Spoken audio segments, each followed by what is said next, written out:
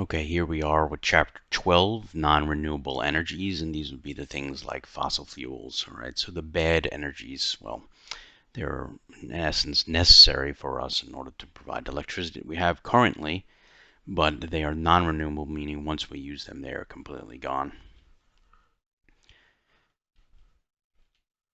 All right, so again, here we go. Fossil fuels being something that we are hopelessly addicted to, unfortunately, but were created millions of years ago through fossilization. So basically, most of the fossil fuels that we're using, that oil, really, in essence, you've probably been told it was dinosaurs, but the dinosaur is not the primary source of where all that sort of crude oil is coming from. It's more or less millions and millions of years of fossilized and compressed organic sea life. So the very tiniest organisms, all of those phytoplankton, they eventually will die, settle to the base of our oceans, and then, if given the right situation, are pressed down, and over millions and millions of years turned into um, that crude oil that we are harvesting on a daily basis. All right, non-renewable energy source is basically a source that has a finite or a limited supply on our planet. Once we use it, it is over and done with. There is no more for us to have. Right?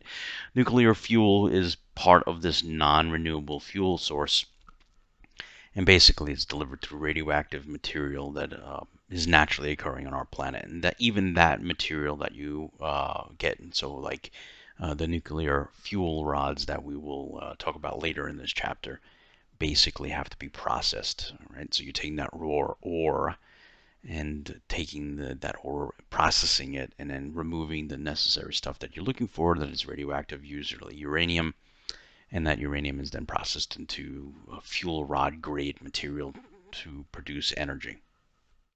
All right, here looking at your patterns of worldwide energy use, you see that we have sort of an equal breakup of oil, natural gas, coal, and peat. Peat still being a significant source of heat in many places in the world. And so we're talking the individual household would actually be able to buy peat. Like some places, you can still buy coal and heat your house, and then sort of like a fireplace. Nuclear is sort of a very small portion of it, 5%, but does produce a lot of power. And then we see renewable energies, the good things that we would be talking about, though some of them do have some negative side effects, which we'll talk about in the next chapter. Only a measly little 13% is used. All right. Um, Most of it is fossil fuel that you have right here: your oil, and your natural gas, and your coal and peat. The natural gas and the coal basically sort of link together. Where you find tremendous amounts of reserves of coal, you often will find a lot of natural gas in that sort of location as well. It does not mean that you're going to find crude oil. That really is sort of independent. Again, crude oil being that ocean dwelling thing, the sort of small phytoplankton, and then your natural gas and your coal and peat basically be sort of land found, right? But you still will have sort of natural gas that is basically harvested above our oil reserves to some extent. Right, just looking at the worldwide patterns of energy use, all right, and so we look in the United States, we see that we are pretty high on the consumption and sort of annual consumption, all right, so total and then per capita, it's still very high compared to the rest of the world, if you notice. China obviously is going to be consuming a lot of energy, but per person, really, they're really not using as much as the United States. And then we go all the way down the list of places around the world. All right, commercial energy source is anything that's going to be sold to your household. All right, subsistence energy source is something that people will live on, and that would be your coal or peat or firewood, more or less, would be a subsistence energy source. Right, looking at our chart here, we look at the energy consumption in the United States, and then you notice that right about in this time frame where we had our sort of boom in population, we also had a boom in the number of resources that we actually consume. So we are really a high energy source user in the world right now, right? Very, very high. So oil, right at the top of the peak here, natural gas, and then we have coal, and the nuclear is a little bit, but if it hasn't been used in the United States, or should I say, brand new nuclear power plants have not been produced in the United States in several decades. There has been tremendous push, though, and I'll talk about this a little bit later, to start building nuclear power plants again. All right, and just looking at the worldwide use of the power, all right, so really it falls into the same sort of things that we've been using before. Oil at 37%, natural gas at 27%, coal a little bit less than that, non-renewables a little bit less than the United States, and then nuclear a little bit less than the United States as well. And then you can see how it's broken down, that total amount of energy, all of this energy use, and where it falls in your actual places in society, right? So industry is going to use it. You see transportation, tremendous amount of consumption there. Commercial would be like your supermarkets in essence. And then residential follows up with the 22%, all right? So sort of a big use of energy, but where they're falling. The big key players, a lot of this is transportation. So if we can get ourselves off of fossil fuels and more onto this electric sort of drive that we have in cars, you can see that this fossil fuel use will go tremendously lower. But remember, even though we are reducing the number of fossil fuels used for transportation, um, that energy is going to have to come from somewhere. All right, so then when they're looking at determining the different forms of energy which are specifically suited for particular purposes, it's possible to determine its energy return on its investment. So how much money are you putting into it and how much energy you're getting back on it. And it's a very simple formula that they'll actually use is right here. All right, so quantifying the energy efficiency. So how is it efficient? Is it really poor? And when you look at this process here in figure 34.5, you'll see that in several places we have energy loss. All right, and so the amount of energy you have to put into it doesn't always equate the amount of energy that you're getting back. And I'll explain that at the end when we get to this point here related to the tar sands and that pipeline that we always hear about in the United States. All right, so you have your energy resource in here. It could be anything, but we're going to use coal as an example to start. It's going to use energy in order to actually extract. So you're using whatever machinery is going to consume energy just to get that energy out of the earth in particular thing. Then you're going to have to transport it to a processing facility. Strangely enough, the processing facilities are never really next to, and they do not build new processing facilities, so it has to be trained in most cases to that location. All right, so transporting is going to consume a tremendous amount of energy there. Processing itself, breaking it down and removing whatever product you're looking at. So in this case, coal, right? You're going to have to process it, break it into smaller pieces. In some cases, you're breaking the different types of coal that are present and selling them at a different cost. All right, so processing will consume energy. Actually burning the energy itself, all right, so the combustion of converting it in from the solid form into a particular energy that you want, which would be electric in the case here, is going to consume a tremendous amount of energy in the whole process of doing that. Delivering it to your house or generating the electricity is going to be generating or using energy. You're using energy to get rid of the waste that's basically produced from a coal power plant, for instance, and then piping over to the electric lines. If we remember back to the laws of thermodynamics, you're going to have some latent heat loss there, basically, and just through friction anyway. You're going to have electric transmission loss through that. Now you get to the end user here, and the end user is then going to consume the final product. So while this is energy packed at the start, you're not getting the full amount of energy that was present in that. So say, for example, a kilogram of coal removed to your living room, a lot of it has been lost along the way, either through use of extraction, transportation, the actual processing, or the burning process, transporting it, plus the amount of waste that has to be carted off because of the use of coal.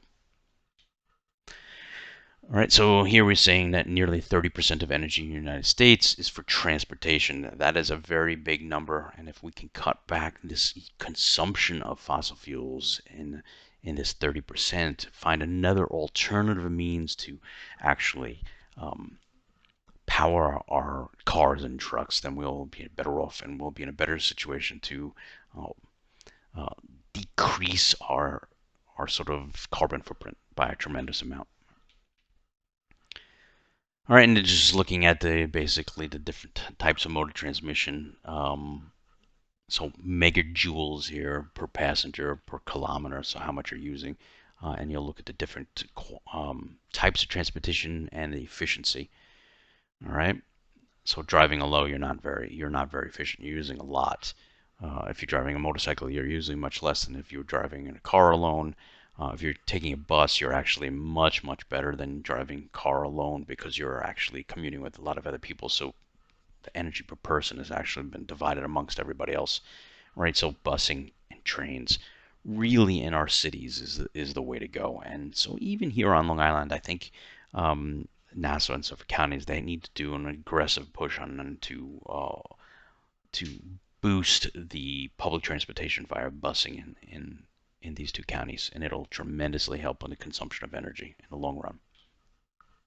All right, and here we see basically from 1970s to the mid-teens over here, so 2015-ish, 2020. You can see how the miles per gallon has increased, and really it is only increased basically because the government has imposed regulations that are forcing manufacturers to increase the miles per gallon that cars and or trucks will get.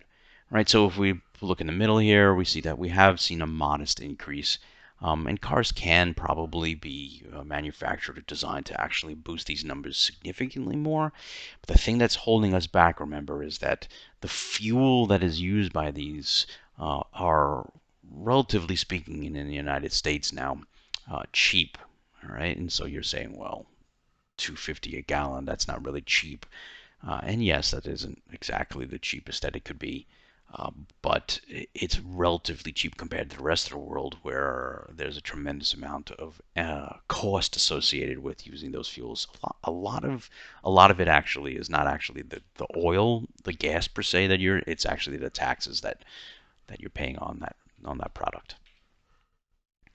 All right, and so basically, electricity accounts for 40% of our energy use. This is crazy. It's almost half of the energy that we use on a daily basis is because of electricity, and you can guarantee that electricity is sort of use is sort of going up under our current situation. All right, energy carrier is somebody who is basically moving and delivering the energy to you users, end users. So that would be like PG&E in California would be an energy provider. All right, and so how do we generate electricity? And basically, they're going to ask you to sort of diagram, or you should be prepared to diagram how energy is created or electricity is created. All right, and so the basic principle, and you can use anything: coal, oil, natural gas, even nuclear fuel. We'll see is basically boils down to a turbine. The turbine is going to turn; it's going to be turning these magnets, and the magnets basically are generating the electricity. It's a basic generator. All right. The electrical grid is a network that provides it. So if you look outside and you have power lines in your house, by your house, or sort of off a pole, you're part of that electric grid.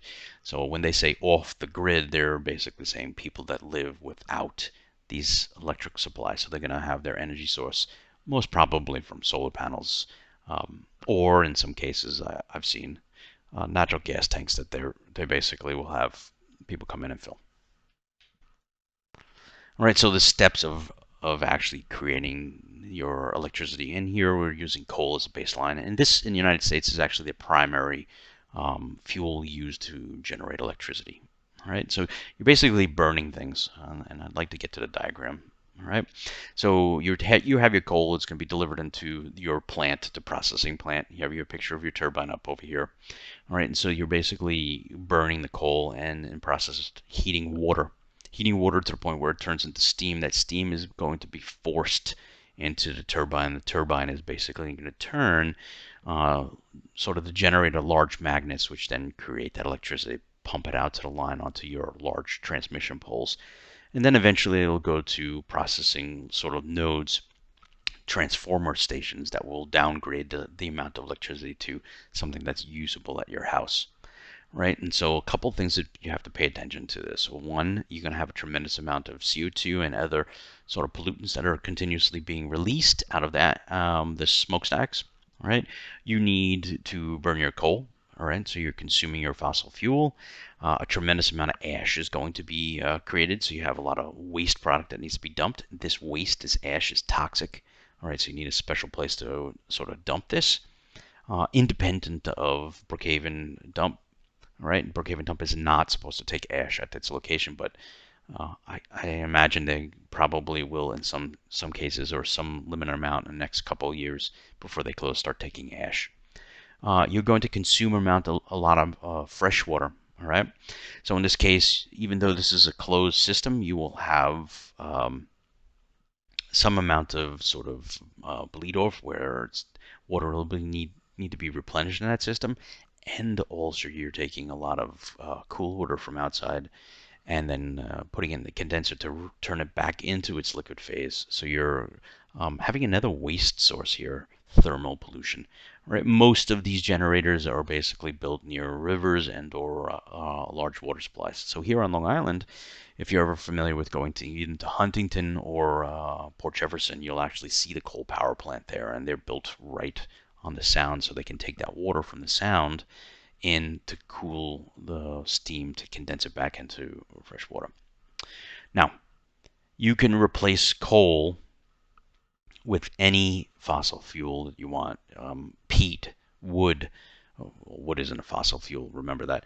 Um, Nuclear power, natural gas. You're not going to use crude oil or gasoline to do this. It's not efficient enough, but you could technically power a large facility like this with gasoline. And if you have a generator at home, a house generator in some cases, it actually will run, or a portable generator will run off actually gasoline. So this principle is sort of occurring minus the electricity. It's actually using the mechanical engine to turn the generator, the turbine generator, to actually produce the electric that you're going to use in your house. All right, and so here we have basically sort of to increase efficiency, they're going to use not only the steam, but they're also going to use the the exhaust. So in this case, we'll go back to this picture. Instead of letting this vent straight up into the atmosphere, they will have this pass through a system that passes through a turbine, and the turbine is then turned without water here in this case, which is basically from the pressure from the exhaust coming out from your burning will turn the turbine, which then turns a generator, which then produces electricity. So you're getting like um, more for your energy dollar in essence. All right. So you're not only letting this, you're using this gas to actually turn a turbine, you're also using the heat, which through the steam process to turn the turbine and generate electricity. So a more efficient system. All right. Wasn't always the case. Any new coal power plant that is going to be built here in the United States, which probably would not occur all around the world, would be a combined cycle sort of coal power plant. We do have the the ability to retrofit the coal power plants that we have here in the United States, almost removing most of the carbon emission from um, those power plants. But it's obviously not a big push to do that because we want to try and get ourselves away from coal. Right? But if you're looking at an undeveloped country that looking for a cheap energy source and we're looking to help them, we'll probably most likely do a combined cycle coal power plant for them. All right, capacity is how much energy is being related or released at maximum peak use. All right, so this the absolute amount that would be able to be produced, given the amount of people that are actually sort of consuming it. The power plants that are on Long Island here, for instance, can produce a tremendous amount of more energy, but they're not on a daily basis. They limit the amount of electric that they're producing because they're only going to produce as much as is needed for people to consume. Remember, the energy that's being produced at these electricity power plants or electric power plants is not being stored. We do not have that ability right now within these grids to store energy that's being produced. So the energy is being produced has to be consumed. So as demand is increases, say starting during the summer months where we have everybody turning on their AC units to produce a cooler environment in their house, that energy consumption then spikes, and then power companies in turn will generate more electric to meet that demand. If they don't, then we have, in some cases, called brownouts. And the brownouts is where you have a quick power on, power off, power on again. Or we'll have a blackout where so much energy is being consumed by it, the electricity isn't being produced fast enough, and it actually trips the system and stops it from producing electricity or powers down. All right. Cogeneration is using two different fuel sources. Inside of, say, buildings, and so a city in building in New York City will be producing its own power at a minimal scale for heat, but they'll also have a turbine that is used to produce that heat to also generate electricity within their building, and it's really just industrial purposes. All right, and so but large buildings in New York City will do this a lot, like the Empire State Building, I believe, has been retrofitted to have this cogeneration system. So when they're producing heat for their building through the hot water, they're also producing electric for their building as well. All right, and then you notice that increases the efficiency tremendously. All right, so you're getting a lot more energy and a lot more use of that energy in a short period of time. All right, like I said, coal is our primary source of electric generating fossil fuel around the world, basically, made from primarily plant material 280 to 360 million years ago. So land-based plants, forests, everything was basically covered up and then over millions of years compressed, packed down, and creates coal. There are different types of coal we'll see in a minute or two, from peat very low to anthracite very high. All right. Where do we have our largest coal reserves? The United States has a tremendous amount on the east coast of the United States, all through our Appalachian Mountains, even up and through into New York State, all the way up into Maine. You're going to have a lot of coal. Russia, China, and India are also sort of big sources of coal and also producers of coal. All right, so we're looking at different types of coal, right? I mentioned peat. Peat is being the precursor to what coal is. We can't call peat coal. It's still very much plant material. Um, but if you look at peat, it is like the precursor to what coal will be. Lignite, your very first sort of type of coal, it is very dark. If you put your hands on it, it leaves almost like a charcoaly material on your hands, very brittle. Um, Sort of, when I say soft, I don't want to mean say soft like a sponge, but soft enough that you can actually take it in a chunk of it, take it and break it in your hand. So very dark. So bituminous, we're at the next stage. It's a little bit harder, a little bit more flaky. Still leaves a black coal-like dust on your hands. Bituminous, now we're sort of in the hard stage. And when we're talking about things that are used in power plants, really they're looking for bituminous and anthracite. These are the most energy packed, energy dense. All right. And then anthracite, the end game. It's very shiny, does not leave sort of a chalky coal material, black coal material on your hands, and it's the most energy packed. Newest, all right, the newest all the way to the oldest. All right. So we're talking about compacted but not very dense to super dense, super energy rich reserves. Here in the United States, we have a tremendous amount of these types of coal on the east coast of the United States. All right, and so here it's just showing you a graphic 35.1. It's showing you peat. All right, so the plant matter is slowly getting compacted down. Lignite, your water is almost completely gone from the environment, but it's still being pressed. All right, so we're talking a long time. All right, this isn't quick. Coal is not going to take a short period of time to make. All right, bituminous, more compacting, more dirt on top of it. So the weight is pressing it down smaller and smaller, compacting that energy. All right, and then anthracite, we're talking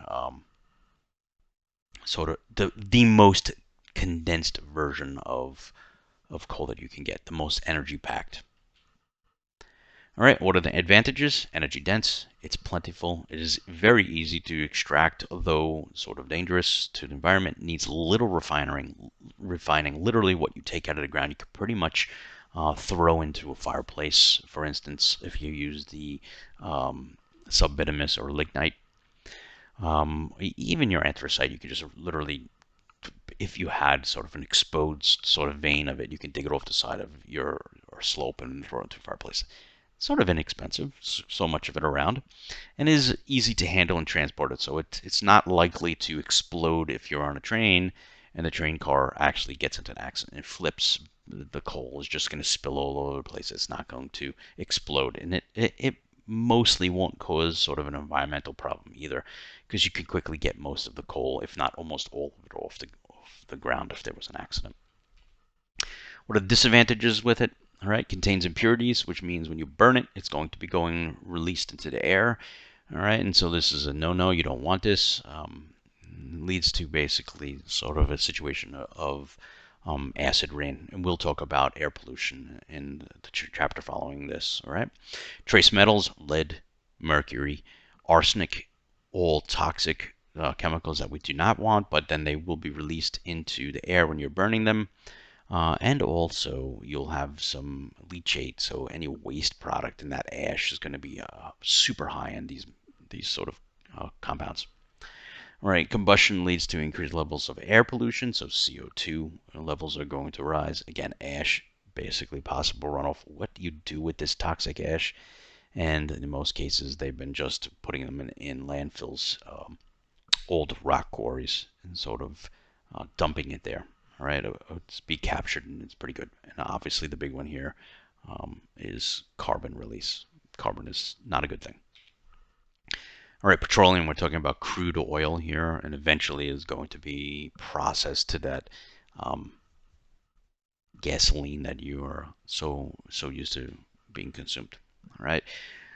So here we have, and this is showing a land-based, but a lot of the oil that is extracted on this planet is actually being extracted out in the ocean now. All right, and so we're more or less, for the most part, taking most reserves that are inland, but there's still places that we take it. All right, and so here you have a whole bunch of stuff that was trapped. This organic ocean life, that is, I was going to say plankton life, that has been compressed down into these hydrocarbons. So liquefied, compressed energy basically from all the plants that sort of had sunk to the ocean floor is going to be there. It's going to be trapped between layers of rock. And then at the very top, you're going to have a layer of natural gas that's basically there. And so whenever you've seen movies in the old days where you have an oil rig, say back in the oil rush in Texas, when they tapped into this first time, it'd be a massive explosion because it's under lots of pressure. But there would always be like a tube somewhere else that's capturing this, and you see the fire constantly sort of lit, and that is basically the natural gas escaping from the well that they're burning off, and they're not capturing it in a lot of cases, so that they can get to crude oil. Right? Convenient to transport and use. All right, it is fairly easy. Just put it into a tank and you're going to drive it to wherever you need to go, or truck it, or put it on train transports to use. It's basically energy dense. It is definitely cleaner than burning coal for sure. And then oil is used in many other applications, primarily the addiction of plastic that we have in our society. So when you're sitting at the computer, your computer is made with a lot of plastics, which originally were oil. Disadvantages, obviously, carbon dioxide into the atmosphere, the possibility of leaks when you're extracting it and transporting it, and the BP oil disaster in the Gulf of Mexico would be the perfect example of this just disaster of epic proportion that occurred. Right? And I really do suggest you go and read up or look at, and I will assign some kind of sort of uh, assignment on the BP oil disaster. Runoff into our marine runways. So whenever you're on a boat, you see that little oil slick. That is basically part of the runoff of the oil that's going into it. And then again, release of sulfur, mercury, lead, arsenic into the atmosphere. Definitely not a good thing for us. All right, disadvantages of it. All right, and so our Arctic National Wildlife Refuges, it was put in place in order to protect those locations. And so really, why are we protecting just the cold area? And it's basically anywhere that's cold and we go in and we disturb, basically is going to stay like that. Cold means things happen slower and they can't actually heal themselves in most cases. So for instance, if I went to Alaska and I wanted to get oil and I built a road into the middle of wherever I was going in the woods, it would never really go back to its natural state just because of the cold temperature. It would literally stay in that sort of way that I left it. And a lot of times what happens is, say in Alaska, when companies go in sort of for the oil, they have to have permits. They're meant to, or they're told to sort of rehabilitate the land back to what it naturally was, but it never will go back to what it was before. All right. Um, Always sort of pressure to open our wildlife refuges for these oil companies, and in some cases the government will allow it. And in some cases, we've actually had disasters because of it. But for the most part, we try our best as a government to protect that. But it's not always the case. Natural gas is actually the cleanest of all of them, all right? And so anytime you're heating your house, the big push in the United States is to get onto natural gas, which is much cleaner than other products that you're going to be like crude oil that's harvested and then built into home heating oil, which is like diesel. Basically, is very dirty, right? So it's a big push in sort of city centers to get away from oil and completely and be hooked on natural gas, which is cheaper and cleaner in the long run. And if we're going to use fossil fuels for the time being, it should definitely be a natural gas. All right, contains fewer impurities, emits almost no sulfur dioxide, which is going to lead to our um, sort of acid rain and or particulates in the atmosphere. So it's really clean. And then it basically is only 60% as much carbon dioxide as coal, so much less. All right, the Caithness power plant here on Long Island that produces electric is actually one of our first natural gas electric power plants on Long Island. All right, it's privately owned. They'll produce the energy and they sell it to basically the energy distributor that is currently running on Long Island, or basically if it was a natural gas power plant anywhere, it would occur like that. Disadvantages, all right, methane escapes, all right, a very potent greenhouse gas, so many times more potent than carbon dioxide, and you're going to contaminate your groundwater by doing that. All right, and so when we talk about the oil pipeline that people are worried about, it's primarily for the oil sands that are in the north of Canada. All right, it is almost like a clay dirt sort of material that they're going to extract the oil from and leave a tremendous amount of waste as a byproduct trying to get that. Or they're extracting that oil, that tar sand basically, and sort of liquefying it and making it into um, a usable product. So any of the tailings that you have from mining coal, you basically can liquefy and then actually still use as a product. Not very good in consumption of energy, definitely very pollution intense, but still using all that resource. All right, so what are the future fossil fuels? They say that we have fuels that will last anywhere up to 200 years. For coal, it's probably much higher than this. This is just a guesstimate, all right? But so we have 200 years worth of coal on our planet left if we continue at the same rate that we're consuming that now. If we consume more, then that number is going to decrease a tremendous amount. Conventional oil, that crude oil that you are harvesting from the ground, we have less than 50 years. And this is an average. You probably have close to 7,500 years left. If we decrease our consumption, this number will obviously go higher. Remember, non-renewable. So when we use all this oil up in 50 years, and then we have nothing to produce gas with. So the big push here is to convert over to a different form of energy, and that will be our renewable energy sources we'll see in our next chapter as we talk about. All right, and so last thing we're going to talk about here is nuclear energy. All right, nuclear energy basically is using uranium in order to produce a fission reaction. So you're just separating the atoms in a controlled environment and creating heat in essence. So replacing that coal, which we use in the furnace, and I'll show you in a second in the diagram. Basically using that uranium to create boiling effect, to steam, to push your turbine. All right, and so nuclear fission, you have your singular molecule, which is then excited and it separates and breaks up, and every time it breaks, it's releasing energy into the environment.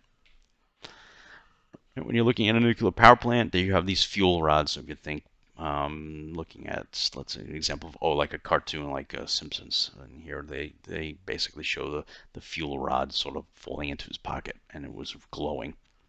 All right, the rods do glow, but only when they're actively being used, and it's because of the heat. All right, and then control rods are basically sort of inert, inserted inside the nuclear rods to prevent them from being reacted. All right. What are the advantages of it? Absolutely no air pollution. All right. Besides water vapor, which could potentially be bad as well, and reduces the need for imported oil or oil in general, or even coal in general.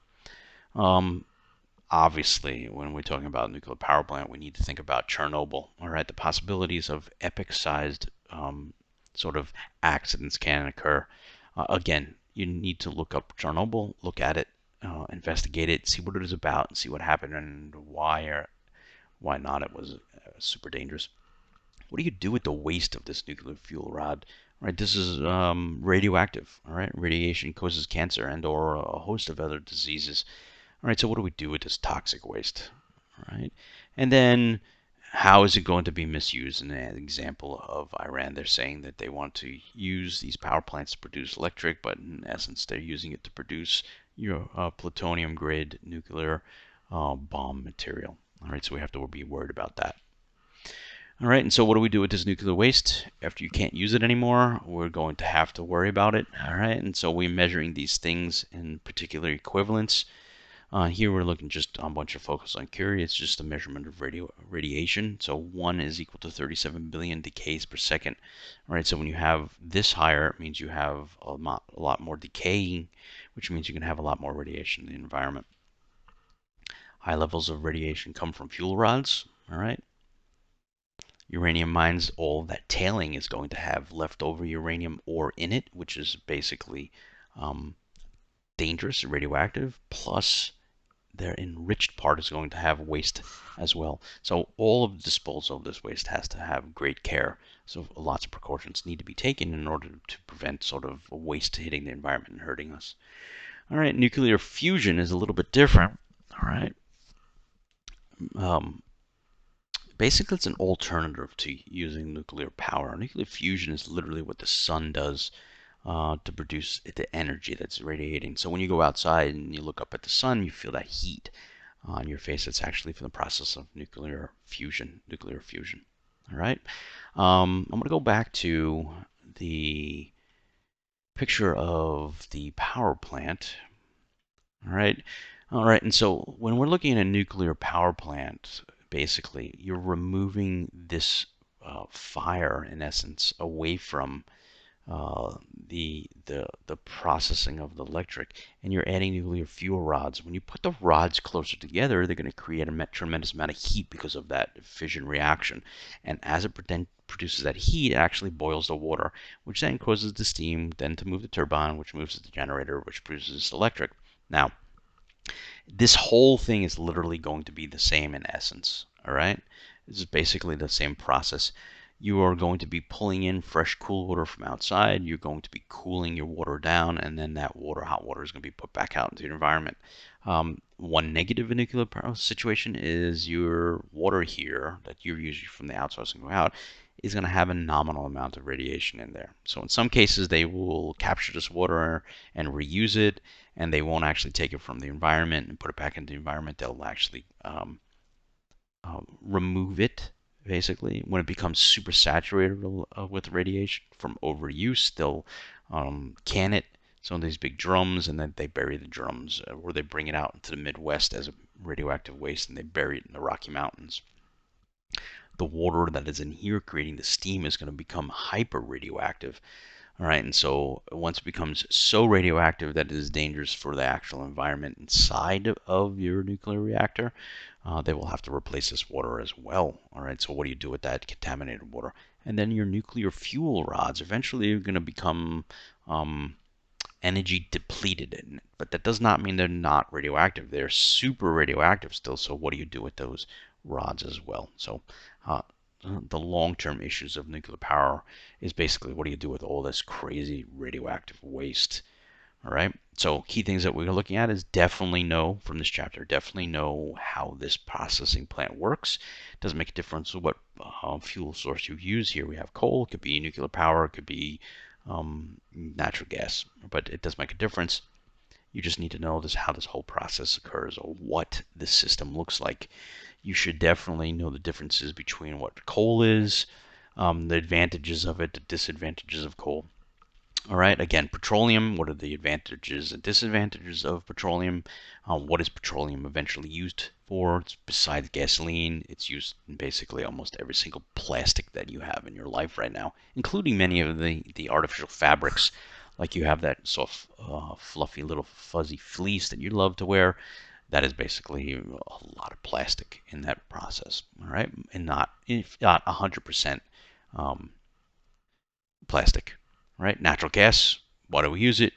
Obviously, what are the advantages, disadvantages you should know. What are oil sands? Why did we harvest them?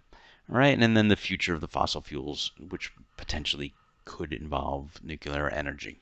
All right, we are done. All right, it's a very important reminder that you actually look at, again, the plant structure, how it is built, how it functions, regardless of what power source you're using. It is important for you to know, and the disadvantages and advantages of using each of those fuel sources. All right, till next chapter, have a good day.